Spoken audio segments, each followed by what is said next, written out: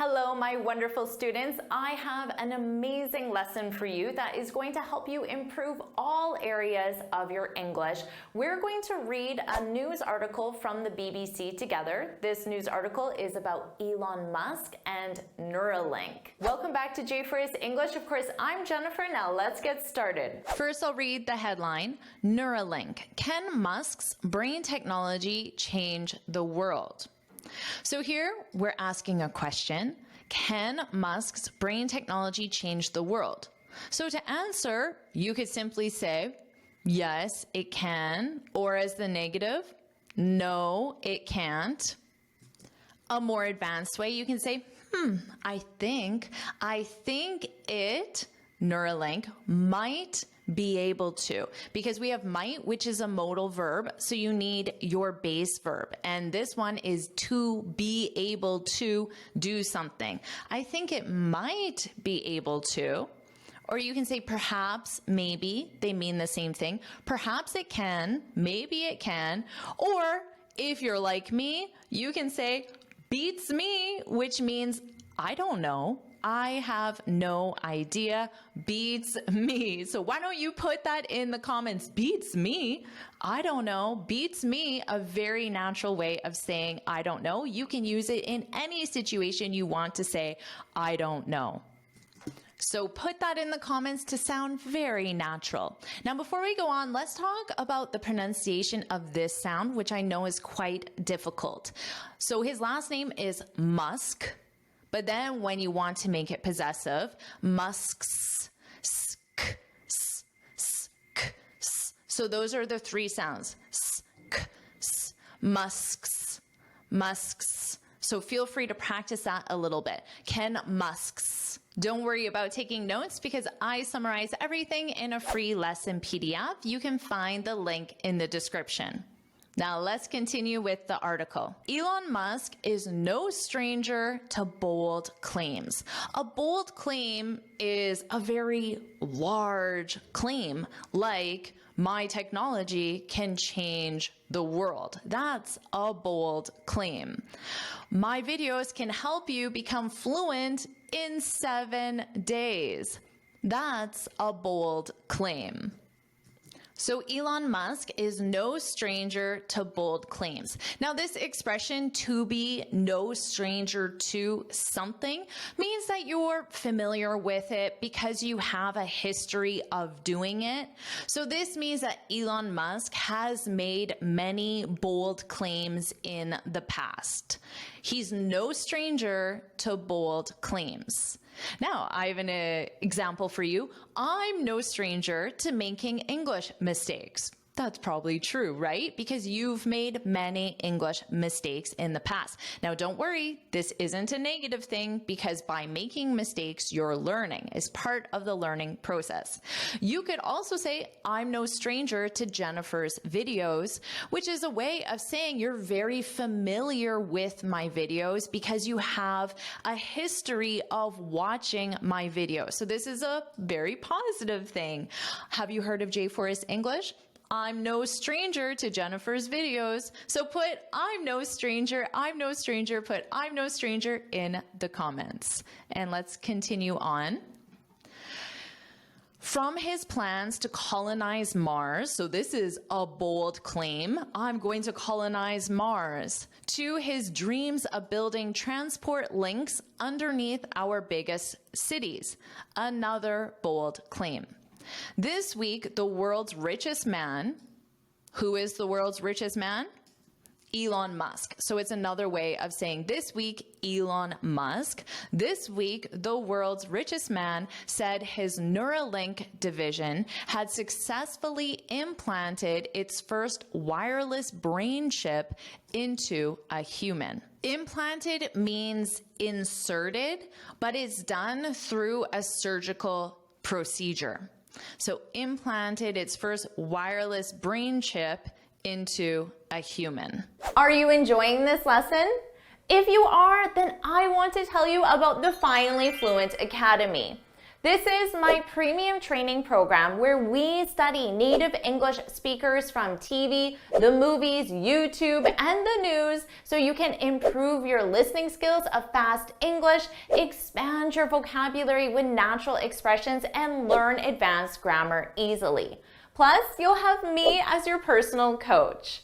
You can look in the description for the link to learn more, or you can go to my website and click on Finally Fluent Academy. Now let's continue with our lesson. Is he right when he says this technology could, in the long term, save the human race itself? Is he right? Remember those two words that are very helpful when you want to say, I don't know. What are those two words? Beats me, beats me. And this is definitely how I would answer the question. And I want you to put this in the comments because writing it will help you remember it. So put beats me in the comments if you haven't already. Now notice here it says, is he right when he says this technology could?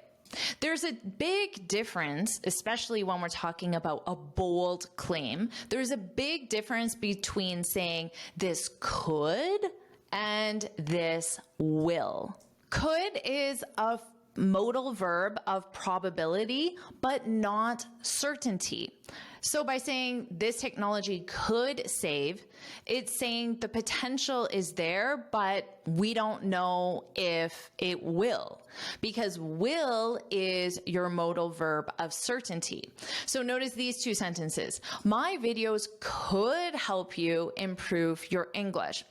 It's possible, but I'm not certain. My videos will help you improve your English. This is certainty. I'm stating it as a fact in the future simple. Now, I would definitely choose this one. My videos will help you improve your English. That's how confident I am. And notice because these are modal verbs, we have the modal and the base verb. That's the structure. Could help, will help. And in this case, where's the base verb? When he says this technology could, where's the base verb? Could save. Because in writing, if you have information between two commas or between two dashes, that information is additional, but it doesn't determine the grammar of the sentence. So could save. This is your base verb that goes with the modal. The expression in the long term simply means in the future, but you're showing it more in a distant future, a longer term future. So not immediately, more later on in the future. For example, to motivate someone or encourage someone, you could say, I know you don't see improvements yet, but these videos will help you improve your English in the long term. So it's reminding that person that they need to give it more time to see results.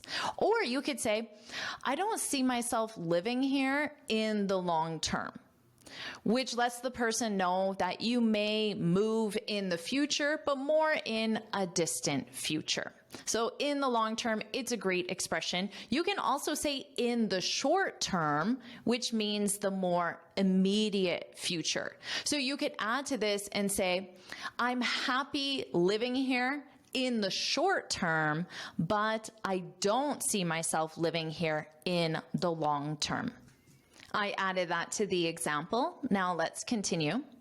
Neuralink is one of a growing number of companies and university departments attempting to refine and ultimately commercialize this technology. When you refine something, so refine is our verb, it means you improve or perfect something by making small changes or adjustments.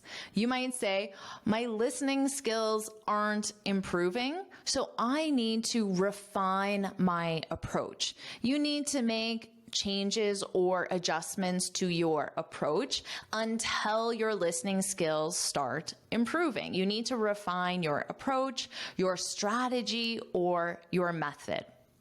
And to commercialize the technology, it means to make it available for sale. So to make it available in the marketplace for the purpose of making a profit, to commercialize. So this paragraph suggests that there are other companies other than Neuralink attempting to do the same thing. The focus, at least to start with, is on paralysis and the treatment of complex neurological conditions. Let's review the pronunciation here. Paralysis. This is when you're unable to move your body. So if I couldn't move my arm is paralyzed. And that's what I want you to notice for pronunciation, because we have to be paralyzed or to become paralyzed to talk about that transition. Paralyzed, paralysis. So that syllable stress is different. Paralyzed, paralysis, paralyzed, paralysis. He became paralyzed after the accident. The doctor researched treatments for paralysis. So paralysis is talking about it as the noun, and paralyzed is used in the adjective form with the ed, to be paralyzed or to become paralyzed. So notice that pronunciation and practice that. Neuralink's device, about the size of a coin, is inserted in the skull. Remember, before the article used the term implanted, which means inserted, but specifically through surgical procedure. But in this context, I know that it was through a surgical procedure just because there's currently no other way to get something into your skull, which is of course right here, is inserted in the skull with microscopic wires, which can read neuron activity and beam back a wireless signal to a receiving unit. Now, don't worry if this is difficult for you to understand, because myself or anyone who doesn't have a medical background would also find this difficult to understand. But let's look at some of the vocabulary here. So microscopic, this is a common medical term. Microscopic, and notice that pronunciation because this SCO is pronounced as SCA. Scopic, microscopic. This means extremely small, not visible to the human eye, only visible with a microscope. With microscopic wires, which can read neuron activity. So neuron activity would be the activity taking place in your brain with the neurons in your brain. And beam back, so if something beams back, it's the same as sends back or transfers back. A wireless signal to a receiving unit. The company has run trials on animals and claimed that monkeys can play a basic version of the video game Pong. So notice the verb tense here. What verb tense is this in? The company has run trials. So our verb is run, and it's conjugated in the present perfect. Has run trials. And this verb tense is being used because it's a completed past action. These trials have already taken place. It's a completed past action with a result in the present. The result in the present being that we're using the research now, we're looking at the results now. So monkeys can play a basic version of the video game Pong. So this is just the name of a video game. So this means that in the trials, they inserted or implanted the Neuralink chip into the monkey's skull, and the monkey was able to play a video game only using his thoughts, the monkey's thoughts. That's how Neuralink works. So let's continue. It received approval, so it being Neuralink, because that's the topic, that's generally what the article is about. So whenever it's changed into a pronoun, you have to think about, okay, what noun does that relate to? It received approval from the U.S. Food and Drug Administration for human trials in May 2023. Now let's look at this verb tense, received. It received. What verb tense is this? It's the past simple. Now, in this case, you cannot use the present perfect, even though the present perfect can be used for completed past actions, which this is. But because we have a specific past date, you can't use the present perfect. You can only use the present perfect if the specific past date isn't there. If the sentence didn't have the specific past date, you could use the present perfect. Neuralink has received approval from the US Food and Drug Administration for human trials. So you could use everything, but you would have to end the sentence right here after trials.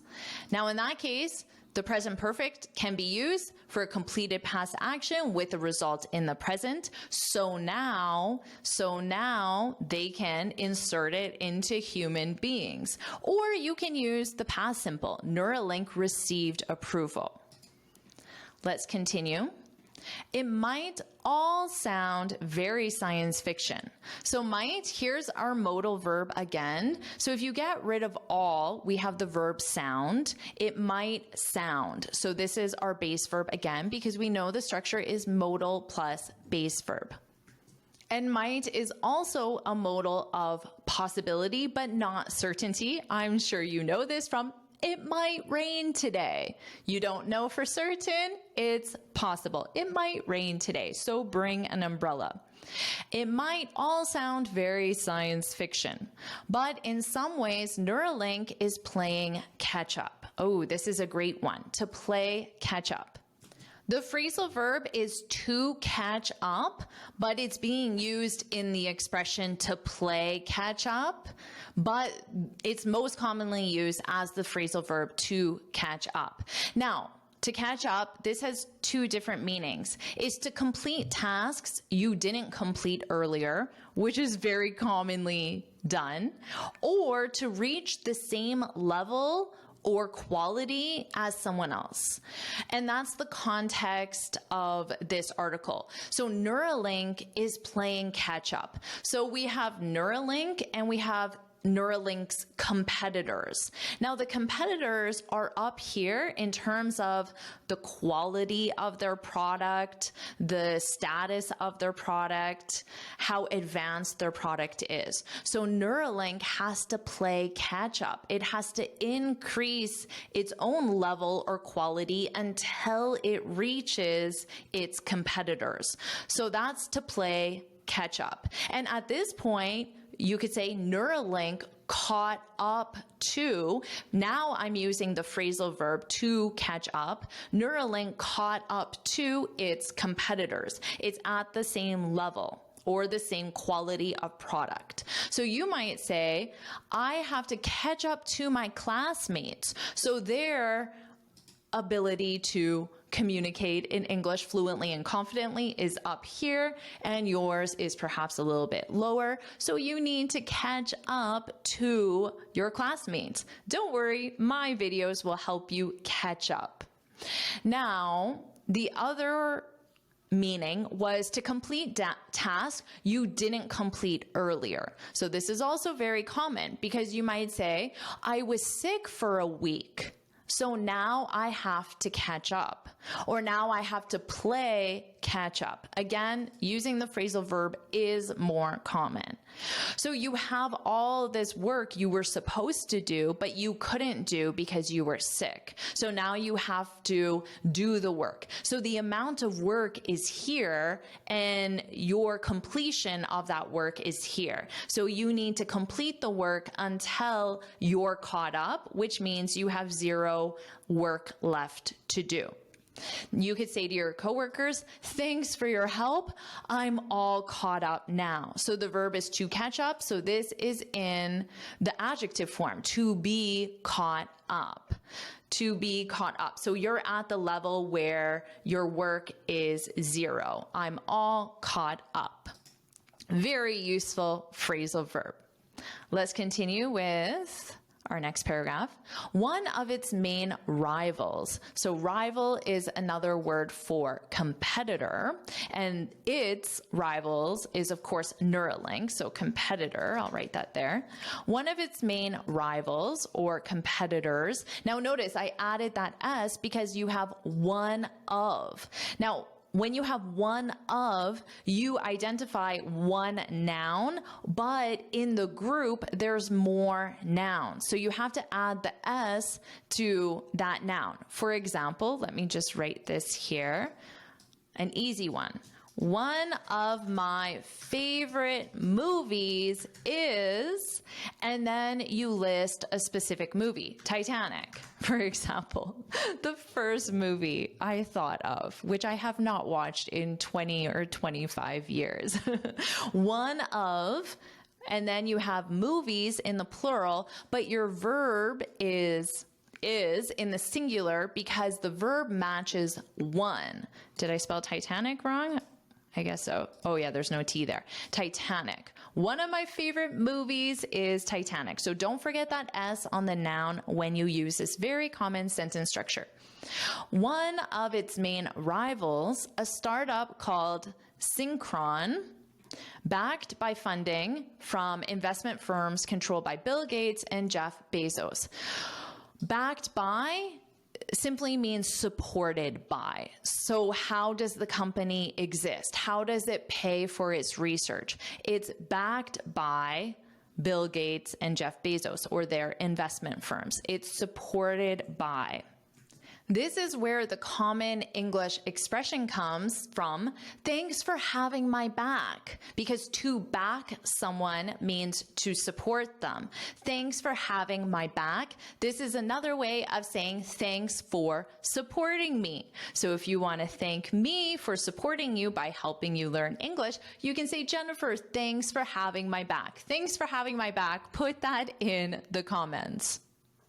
So that's backed by, so its main rivals, a startup called Synchron, backed by funding from investment firms controlled by Bill Gates and Jeff Bezos, has already implanted its device into 10 patients. Now, this is an example of how Neuralink needs to play catch up, because Neuralink has done one patient and Synchron has done 10 patients. So in order to catch up, get to the same level, Neuralink has to implant into 9 more patients. And then Neuralink can say, we caught up to Synchron.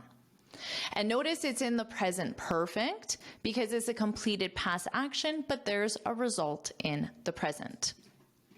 Back in December 2021, we add the word back just to suggest that it was a long time ago. So you could simply say in December 2021, but to make it sound like it was a long time ago, just add back. Back in December 2021. Philip O'Keefe, a 62-year-old Australian who lives with a form of motor neuron disease, composed the first tweet using just his thoughts to control a cursor. Just his thoughts. Thanks to one of these devices. I don't know if it was Neuralink because, well, it wouldn't have been Neuralink because Neuralink implanted its first device in 2023 or even 2024. And this was back in 2021. So it must have been one of the competitors from Synchron or another company that did this trial. Composed the first tweet, which is the platform that Elon Musk owns, Twitter, now called X, using just his thoughts to control a cursor. Wow. Very interesting topic. And that's the end of our article. So what I'll do now is I'll read the article from start to finish, and this time you can focus on my pronunciation. Neuralink. Can Musk's brain technology change the world? Elon Musk is no stranger to bold claims, from his plans to colonize Mars to his dreams of building transport links underneath our biggest cities. This week, the world's richest man said his Neuralink division had successfully implanted its first wireless brain chip into a human. Is he right when he says this technology could, in the long term, save the human race itself? Neuralink is one of a growing number of companies and university departments attempting to refine and ultimately commercialize this technology. The focus, at least to start with, is on paralysis and the treatment of complex neurological conditions. Neuralink's device, about the size of a coin, is inserted in the skull with microscopic wires which can read neuron activity and beam back a wireless signal to a receiving unit. The company has run trials on animals and claimed that monkeys can play a basic version of the video game Pong. It received approval from the U.S. Food and Drug Administration for human trials in May 2023. It might all sound very science fiction, but in some ways, Neuralink is playing catch-up. One of its main rivals, a startup called Synchron, backed by funding from investment firms controlled by Bill Gates and Jeff Bezos, has already implanted its device into 10 patients. Back in November 2021, Philip O'Keefe, a 62-year-old Australian who lives with a form of motor neuron disease, composed the first tweet using just his thoughts to control a cursor.